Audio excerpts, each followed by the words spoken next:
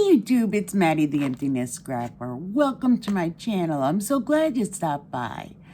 If it's your first time, I hope you enjoy the content and consider subscribing and or leaving a comment and a thumbs up at the end of the video. And if you're returning, as always, I am super glad you came back. So today I am sharing my new system, new to me, for storing my stencils. Previously, I had them in a Dollar Tree bucket. I think I might even have a video on that, stored in the Avery L pockets. Then I saw a video put out by Mary Polanco, and I will link her channel below, of the video where she shared that she moved her stencils to a binder and she just loved it. And the more I looked at it, the more I wanted to change my storage to a binder system. I believe she used a small binder that she picked up on scrapbook.com, and it was hard-sided. And I had in my mind that I wanted something soft-sided, and I had a bunch of trouble finding something soft-sided. Eventually I found this one, which was on Amazon, which I don't recommend.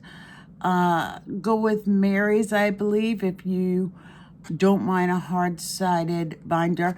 I wanted this soft-sided because I wanted to slide it into my mixed media cart, which I absolutely do with this one. But I will tell you, I could not find page protectors to fit this binder, and that's the only reason that I don't recommend it. Otherwise, it's fine. What I wound up doing is buying page protectors that were intended for playbills. Who knew they even made that? But I found it, and then I had to punch holes in those page protectors to make them fit this configuration. Then I saw just recently a video by Elizabeth Costa-Rogers, and I will link her channel below too, because she shared her system of storing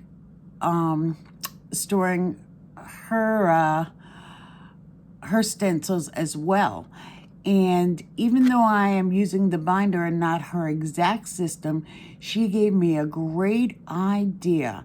I had previously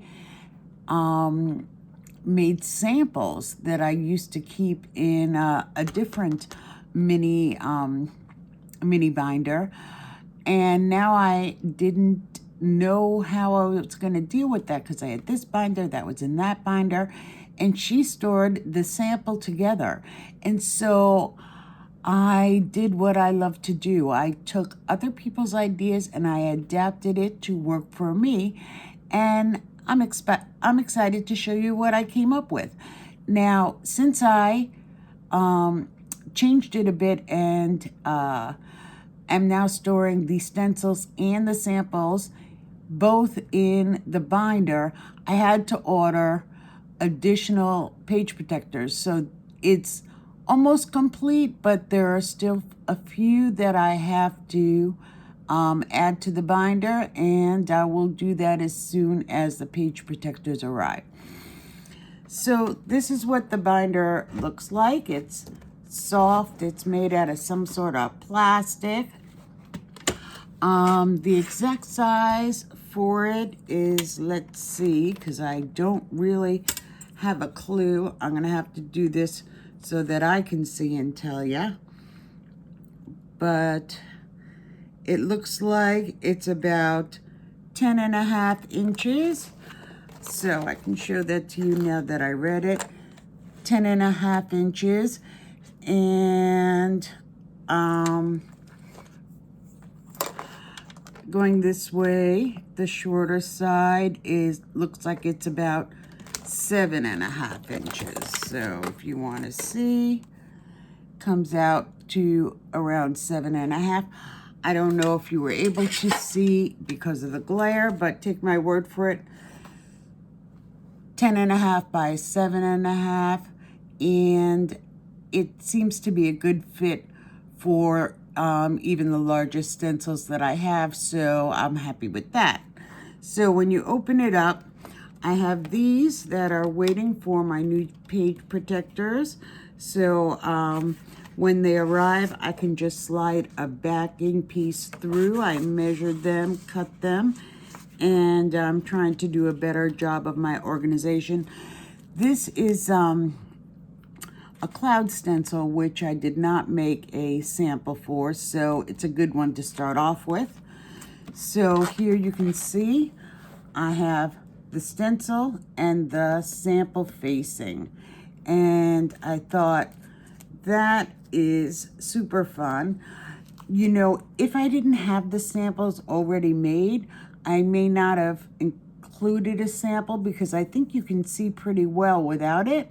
So do what works for you, but I'm just sharing what I came up with, and I think I'm going to stick with it.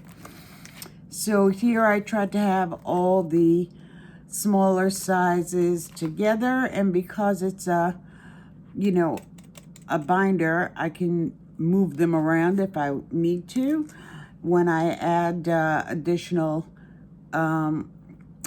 stencils to my stash. And stencil sample.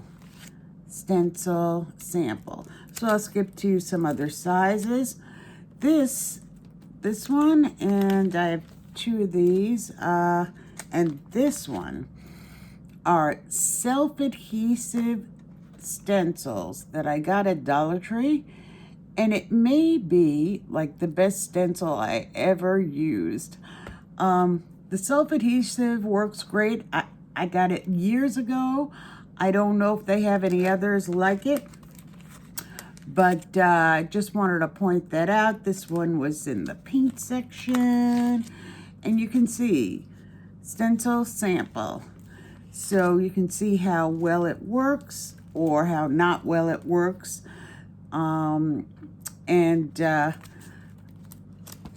You don't have to see the whole collection to get the idea. These are a little bit larger by Dina Wakley, I believe. And then the largest ones that I have from scrapbook.com. Love this size, and I might get some more. But my largest size stencils still fit. Stencil sample. And oh, looks like I forgot to put some backing on the last two. So if you care to take a look, I'll show you how that worked out. So since I have some pre-cut, it won't take that long. But all I did was put a piece of black backing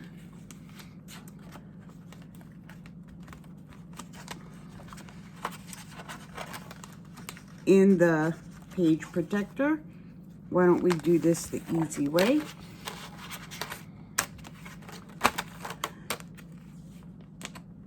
And slide it in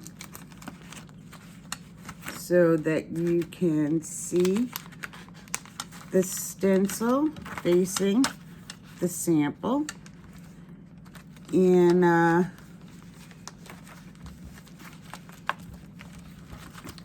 get access if after seeing the sample that's the one I want to use.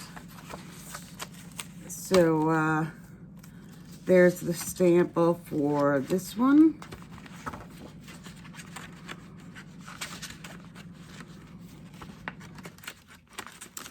And again, it's easier not to try to do it that way. So I was so excited that I thought, what am I going to do with all those samples? I have them, and I may or may not use them. And I don't know, you can see the stencil shows up pretty well, but I had made the samples already, and I thought she had stored samples in her storage binder, and I said, that's a great idea. I'm gonna do it. So that's what I came up with. I'm pretty happy with that. And I have some still waiting. So this is a cute little Simon Hurley stencil set. And I actually made a sample for that. And I had made a cute little card. A couple more stencils waiting. And I just placed an order for a few more page protectors. I will add that to this binder, and that will, you know, make this organization complete. So there you have it. I hope you like the system. It's not terribly wide. It still slides in without difficulty in my mixed media cart. Relatively happy with this. I'm going to stick with it. But if you're interested in a binder that's the proper size, I believe Mary Polanco got hers at scrapbook.com. I will link it if I can find it, but I will definitely have her video linked beneath, as well as Elizabeth's. So I hope you enjoyed the content. I would love to hear your comments if you have any suggestions. And I thank you for stopping by. So until next time, everybody, stay safe. Bye-bye, YouTube.